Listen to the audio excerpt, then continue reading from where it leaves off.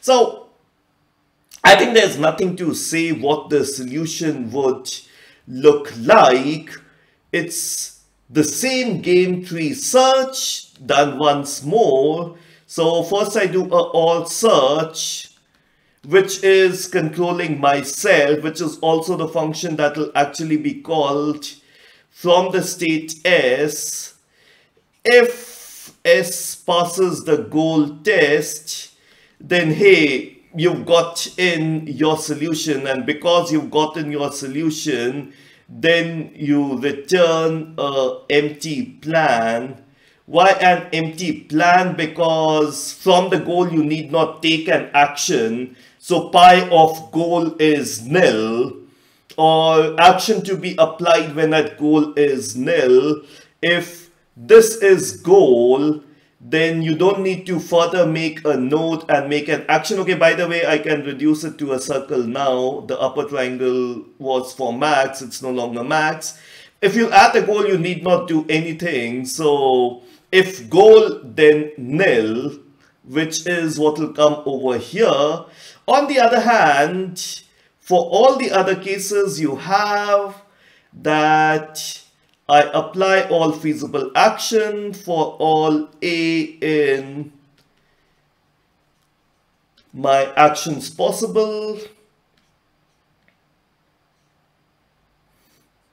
and after applying in all the possible actions, all that I do is that I need to select a branch. So I say if and search when from state S I apply the action A. So this is really the result. We'll not look at it in the conventional sense, because then I can actually compute the S dash, which doesn't exist. So I say the result of SA applied over S. And if that turns out to be a success, then I say, hooray, I've got one node over here which has a solution. And the moment I get one solution, it's an all node, so I don't need to search for anything else. So this is what I say if pi is equal to, which is your result as returned by the AND search, I return the same policy. And if none of the actions they return in a success, all of them are like failure, failure, failure, then finally I will return a failure. Now, of course, like the game tree, it makes in a call to AND search, and therefore let me very quickly go upon doing the AND search part of it as well. Exactly the same code written once more. So that's AND search from the state S. Now this one is being controlled by God. So all that I need to do is I need to apply all action. There's no goal test over here because I just selected the action. God will, depending upon what I selected, really go upon applying something. So I say for all actions, or let's say for all outcomes possible, S dash, when A is applied on S. So when action A is applied on state S, where S and A as a pair was given around over here. So for all the outcomes which are possible, what do I do is I just apply a AND search. So I just apply a all search. So one recursion calls the other calls the first. So I say if pi is equal to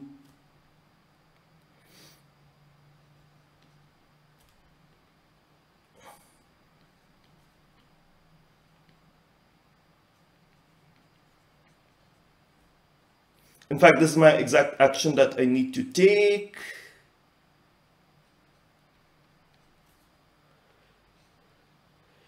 All search for the outcome S dash if this returns in a failure. Now, this is interesting. God selected a branch which had a failure. So let's go back into the search tree and see what does it physically mean. It means out of all the branches possible, God selected this branch and there is no solution. It's a failure. Now, there's a solution here, there's a solution here, there's a solution here, there's a solution here.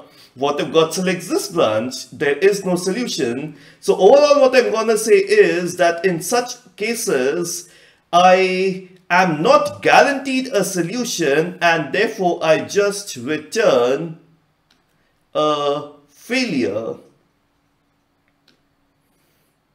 On the other hand, if I do get an action, then I make in my policy, which could either be written as at S dash, the best thing to do is A, or it could conveniently be in the sense written as add if S dash then A to my policy, which is a local policy over here. That's what exactly will be returned. And once I do that, finally, I end up just returning my actual policy. So that's what is the AND search. Now, that's a complete solution as you would have guessed. But then this entire discussion started off with one problem with the so-called game trees. Have we solved it? And the problem was cycles. So what if we get a cycle? And if we get a cycle, then of course, this is still infinite. So I didn't break the infinite curse. So let's do it around over here. So if S is in my path, where path of course is the path from the initial state all the way up to the state over here. So this detects a cycle. Now surprisingly, the solution is simple, and the solution for this just says you return a failure.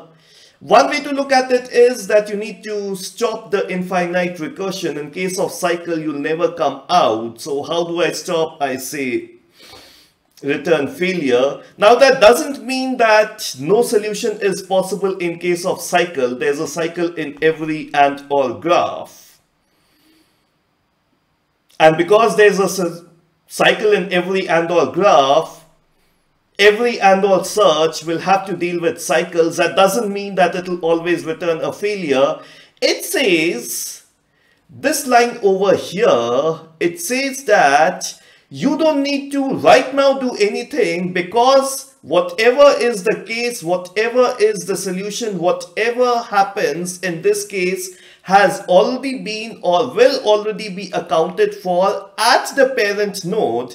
There's a parent node to look at this. If that succeeds, this is successful. If that fails, this is a failure.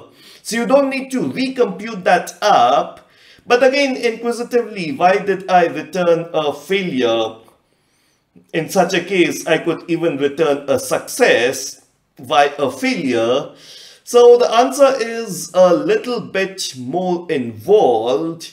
And look at it by saying that and all search does not solve a problem where the policy or the strategy or the solution game tree has a cycle. It only solves problems where the original and or graph may have a cycle, but the policy or the solution or the strategy is cycle free. So what it says is, so this is my or S this is my AND,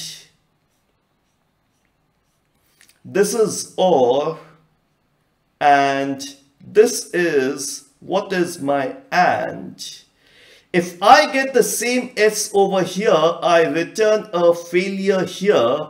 It means that this branch will fail. I may get a solution here, I may get a solution here, I may get a solution anywhere. If all of them fail, then this will return a failure. However, I may get a solution here or I may get a solution here.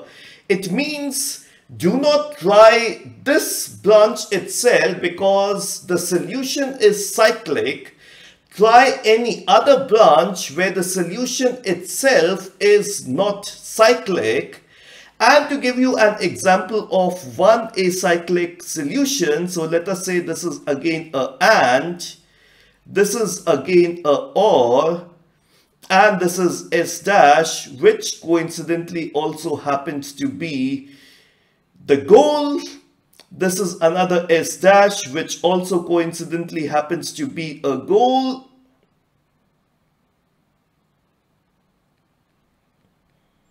Okay, that's an OR mode, that's not required. So, or the moment I get a goal, I immediately return a success over here. Once I return a success over here, similarly, all these return a success, and once all these return a success, I select this branch and I prune this branch as well as I prune in these branches, and therefore my solution is just a tree without cycles. I do not take a solution tree where S, which actually links to this, is a cycle. And therefore I say my final solution as of now will be non-cyclic, and because my final solution will be non-cyclic, my AND graphs, whatever they select, my all graphs will select branches such that I do not incur a cycle. That's why I return a failure. Now, looks interesting, and luckily for the problem, it does appear there will be at least a solution that you will be able to find out. Now, did I place too much of a heavy constraint by saying that your solution will never be cyclic? Let's take a small example. Extremely small grid. This is the goal. This is where you are. 1, 2 is the goal. Action is right, that should lead you to goal, but then of course there's a chance that you cannot move. Your both motors get jammed, and because both your motors get jammed, therefore what really happens is that you are still at the same place. Let's draw it as a game tree. It's a very small game tree, so I'm at 1, 1. This is what is my OR node played by me. This is what God is playing. This is the AND node played by God.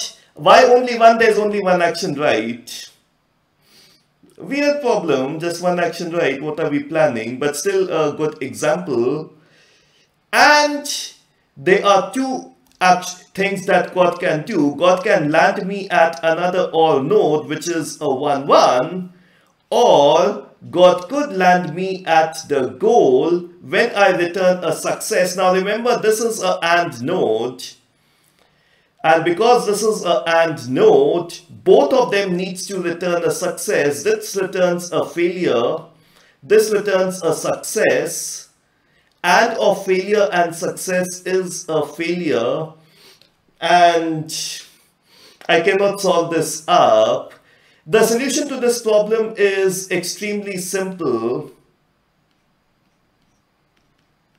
Whatever be the state, you need to take a right, or if 1, 1, then right, or while S is equal to 1, 1, action is equal to write. So that's very simple. The problem is, as you can see, there is cycle. And that's why I had to use while, because this will recurse. If from 1, 1 you take a write, you may end up at 1, 1 again. You again take a write, you may end up at 1, 1 as well. You may again take a write, you may end up at 1, 1 as well. And it can be tempting to say, instead of cycles always a failure, you say cycles always a success. But then in such a case, I could at any time complicate it up and say there is an obstacle around over here and there is a goal, and then cycle doesn't mean a success. So what does cycle mean? It turns out programmatically it is possible to solve this cycle problem. So I don't really need to return a failure as long as my cycles have one way to reach all the way to the goal. And of course, as long as all my leaves are a goal, so it's not that I reach a leaf, but the leaf was a failure. So as long as every cycle has one way to reach one goal node, then it's a success, otherwise it's a failure. And if I do that, then I could very easily say that this cycle is what defines my solution. So this cycle defines a success as long as